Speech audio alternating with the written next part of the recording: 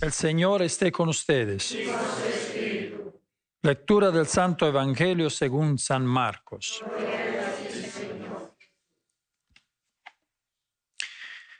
En aquel tiempo Jesús y sus discípulos atravesaban Galilea, pero él no quería que nadie lo supiera porque iba enseñando a sus discípulos. Les decía: el Hijo del Hombre va a ser entregado en manos de los hombres, le darán muerte y 3 días después de muerte resucitará. Pero ellos no entendían aquellas palabras y tenían miedo de pedir explicaciones. Llegaron a Cafarnaúm y una vez en casa les preguntó de qué discutían por el camino. Pero ellos se quedaron callados porque en el camino habían discutido sobre quién de ellos era el más importante. Entonces Jesús se sentó, llamó a los 12 y les dijo: si alguno quiere ser el primero, que sea el último de todos y el servidor de todos. Después, tomando a un niño, lo puso en medio de ellos, lo abrazó y les dijo: el que reciba en mi nombre a uno de estos niños, a mí me recibe. Y el que me reciba a mí, no me recibe a mí, sino a aquel que me ha enviado. Palabra del Señor.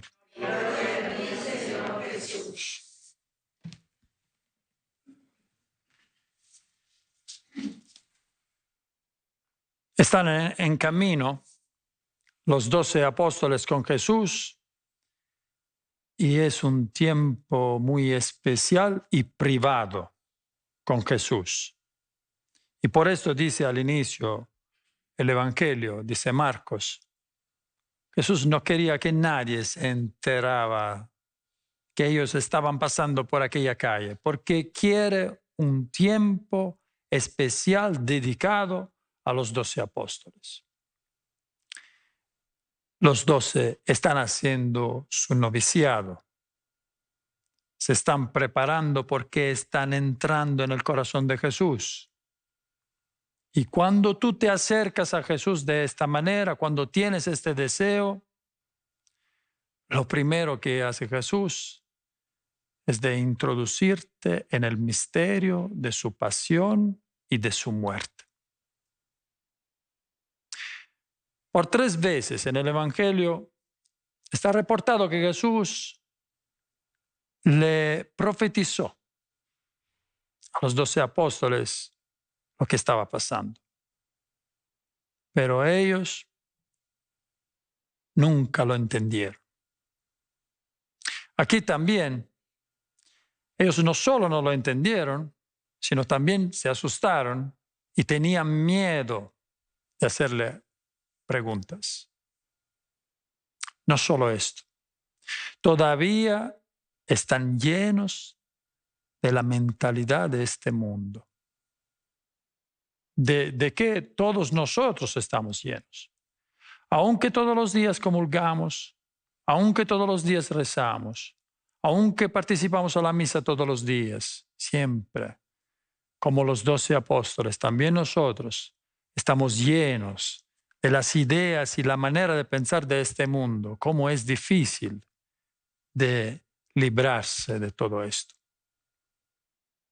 Pero Jesús, cuando se entera de eso, ¿cómo se entera de eso? Muy bien. Se sienta y con paciencia, todos los días, nos explica: mira, las cosas están así y así. Con cuánta paciencia Jesús tuvo que explicarle a los apóstoles que lo que conta no es de ser lo más importante, de ser el que manda, de ser al centro de la atención. ¿Y quién puede decir que no tiene esta tentación? ¿Quién puede decir que cuando estamos olvidados no sufrimos? ¿Quién puede decir que cuando el Señor Jesús nos pide de poner una mano debajo de su cruz, quién puede decir que lo primero que le pedimos al Señor es que nos quite esta cruz? Esta es nuestra oración. Nuestras oraciones consisten no más en que decir al Señor, Señor, quítame esa cruz. Y no nos enteramos que fue propiamente Él que me estaba pidiendo, ¿me quieres ayudar a llevar la cruz del mundo, la cruz del pecado del mundo? Por eso dice el apóstol Santiago, el capítulo 4, que hemos leído en la primera lectura, dice, nosotros estamos escuchados por el Señor porque pedimos mal, porque nuestra oración no es hecha de manera correcta, porque estamos pidiendo cosas materiales para que podamos arreglar nuestra vida aquí, pero no estamos pidiendo algo que sea de verdad bueno para nuestra alma. Pero es la verdad que lo único que le interesa a Dios es el bien de nuestra alma. Y Dios te va a dar todo lo que tú pides si estás pidiendo algo que es bueno por tu alma. Y entonces le da este ejemplo Jesús. Le pide a un niño que venga y lo abraza y le dice, el que acoge este niño me acoge a mí, no solo a mí, acoge también quien me ha mandado, acoge a mi Padre. Entonces aquí tenemos algunos conceptos que son lo de abrazar este niño, lo de hacerse servidores, si quieres ser el primero, de hacerte servidor. Tenemos lo de la oración expresado en la primera lectura. Bueno, todos estos conceptos los encuentro en una historia que quiero contaros ahorita, si tienen un poco de paciencia. Es una historia de mi familia, una historia que me contó mi padre, porque es su historia, cuando él estaba niño. Y lo que pasó es que él tenía una enfermedad bien fuerte. Era una familia pobre, la de mi padre, también porque mi abuelo se había ido por la guerra. Entonces mi abuela, la mamá de mi padre, estaba sola, con 5 niños. ¿Y qué hacía? Bueno, se iba fuera de la casa y trabajaba produciendo jabón con ceniza, y como se hacía una vez el jabón, y con el hilo de hierro se cortaba el jabón así, y venía así, un jabón así de largo, después lo cortaban así y lo vendían. Este era su trabajo. Hacía lo que podía para llevar a cabo con la familia. Y en la casa, ¿quién se quedaba? La primera hija, que era mi tía Graciela, ¿no? Y ella se cuidaba de todo. Y como había este niño, que era mi padre, que estaba enfermo, ella lo cuidaba mucho. Esto pensé cuando Jesús lo abrazó, este niño. Bueno, ella lo abrazaba y anoche en la cama se lo cuidaba. ¿Y qué pasó? Pasó que el niño, mi padre, se quedó curado, pero ella se enfermó. Y se enfermó así tanto que se murió. Fíjense en qué le pasó a mi abuela, a la mamá, con la muerte de su hija. Empezó a llorar por meses y entró dentro de una depresión. Y se hacía, bueno, lo podemos imaginar, se hacía la pregunta que todos nosotros nos hacemos: ¿por qué, Señor? ¿Por qué mueren los inocentes? ¿Por qué mueren los hijos, las hijas? No es la pregunta que todos nosotros nos hacemos todos los días cuando somos testigos del sufrimiento de los inocentes.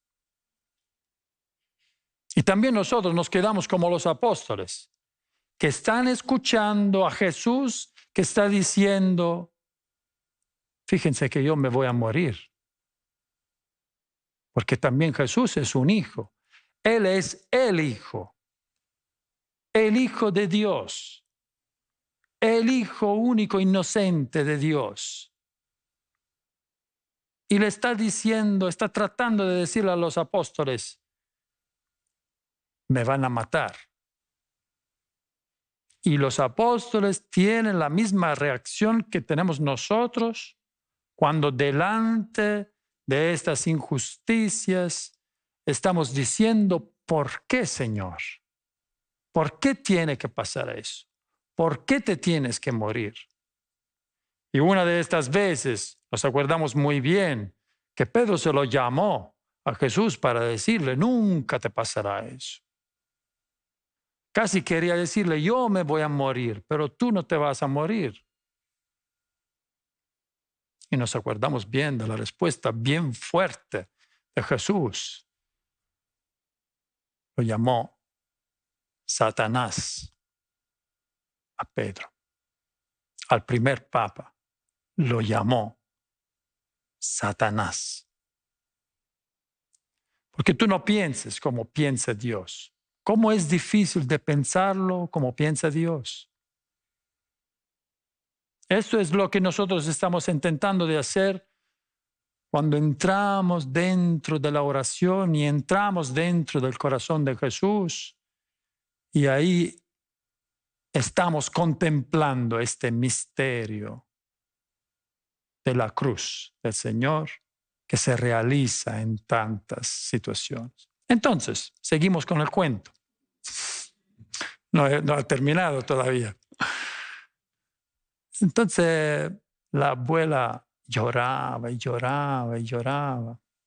Estaba llegando a la desesperación. Hasta que una noche ella tuvo un sueño. Bueno, ya sabemos que los sueños no son la verdad. Los sueños necesitan siempre de discernimiento. Sí, es verdad que en la Biblia muchos sueños son lo que utiliza Jesús para dar sus mensajes, pero no todos los sueños son así. Hay algunos que lo son. ¿Y cómo me entero que el sueño viene de Dios? Bueno, cuando un sueño te dice algo bueno y tú te quedas en la paz en tu corazón, bueno, eso sí, ese sueño viene de Dios. ¿Y qué le pasó en este sueño? Soñó a su hija Graciela, que estaba en el paraíso, y le decía: mamá, pare de llorar, porque yo estoy bien. Estoy tan bien que fíjate que aquel Paco que me envió aquí el tío Pepe, en todas las familias hay un tío Pepe que se llama así, más o menos en todas las familias. Aquel Paco que me envió el tío Pepe, ni me lo dieron a mí. Se lo dieron a otro que le necesitaba. Ella se despertó y pensó: ¿qué es este Paco? ¿Qué está pasando? Entonces, cuando encontró el tío Pepe, le contó lo del sueño. Y le dijo: mira que me dijo Graciela, que tú le has enviado un Paco. ¿Y qué había pasado? El tío Pepe se puso a llorar, porque aquella semana él se había ido al sacerdote a pedirle que celebrara para Graciela las 30 misas gregorianas. Ya sabemos qué son las misas gregorianas. Es una práctica que viene del Papa Gregorio Magno, por eso se llaman misas gregorianas. Y es algo muy importante de conocer y de saber. El Papa Gregorio, cuando todavía no era papa, era abad de su monasterio, lo que pasó es que se murió un religioso de su comunidad, se llamaba Hermano Justo. ¿Y qué pasó? Que al hermano Justo, cuando se murió, le encontraron que tenía dinero escondido. Y esto era un pecado contra del voto de pobreza. Por esto no podían ni sepultarlo en tierra consagrada, porque a los frailes los consagraban, los sepultaban en la tierra consagrada del monasterio. ¿Y qué hizo el abad Gregorio? Lo que entonces era el abad Gregorio. Empezó a celebrar todos los días una misa cada día por el alma de su hermano Justo. Y cuando llegó a la misa número 30, también en sueño, le apareció el hermano Justo y le dijo: hasta ahorita he sufrido, pero ahorita ya no sufro más. Desde entonces, cuando después el abad Gregorio fue papa, desde entonces la tradición de la Iglesia tiene este instrumento de oración y de invocación de la misericordia del Señor para los difuntos, para los que se han muerto. Y entendía ser el tío Pepe, que le había pedido al sacerdote de rezar 30 misas. ¿Y qué pasa? Pasa que cuando tú vas a decir una oración, bueno, puede que a ti te parece que Dios no te está escuchando. A ti te parece que, bueno, he hecho esta oración, pero nada pasó. Entonces, fue una oración inútil. Tengo esta duda. Tengo la duda que Dios, esta oración, este tiempo que yo le he dedicado por esta oración, se la olvidó. Esto nunca pasa. Es una mentira. Es una tentación. La de pensar que cualquier oración, aunque sea pequeña, sea olvidada por Dios. ¿Y qué pasa con las oraciones que no alcanzan lo que yo estoy pidiendo? Bueno, nosotros cuando somos bautizados con el bautismo somos conectados a toda la iglesia. Y ser conectados a toda la iglesia significa esto, que yo con mi alma participo de todos los bienes espirituales de la iglesia santa de Dios, de la iglesia que está en la tierra, de la que está en el purgatorio preparándose por el paraíso, por el encuentro con Dios, y de la iglesia santa que está en el paraíso delante de la visión beatífica de Dios. ¿Cuál es la razón para que nosotros bautizamos los niños chiquitos? No esperamos que lleguen a 30 años. Exactamente por esta razón. Porque el bautismo no es la elección de la religión. No es esto. Esto tus hijos lo harán después. Tus nietos que ahora estás bautizando, cuando serán grandes, ahí elegirán lo que quieren hacer. Pero el bautismo no es esto. El bautismo es que por la fe de los padres, el niño, la niña, se conecta a esa fuente de gracia tan grande, espiritual y eterna, que es la gracia de Dios, y donde van a llegar todos los méritos de los santos. Es el misterio de la comunión de los santos. Como decimos en el credo, nosotros creemos a la comunión de los santos y nosotros celebramos en comunión con el Papa, con el Obispo, con nuestro Señor Jesucristo, con todos los santos. Esto lo decimos todas las misas, porque esta misa, aunque no está logrando lo que estamos pidiendo, las pequeñas cosas que nosotros estamos pidiendo, puede que no logramos esto, pero seguro que va a lograr más, mucho más de esto. Por eso nosotros seguimos rezando. Por eso, aunque nuestra oración es imperfecta, ¿por qué es imperfecta? Tu oración no es imperfecta porque te olvidaste de decir una Dios te salve al final de tu rosario. Tu oración no es imperfecta porque no deciste exactamente todas las palabras como están reportadas ahí en el librito de devoción que tienes. No estamos recitando fórmulas mágicas. No es magia la nuestra.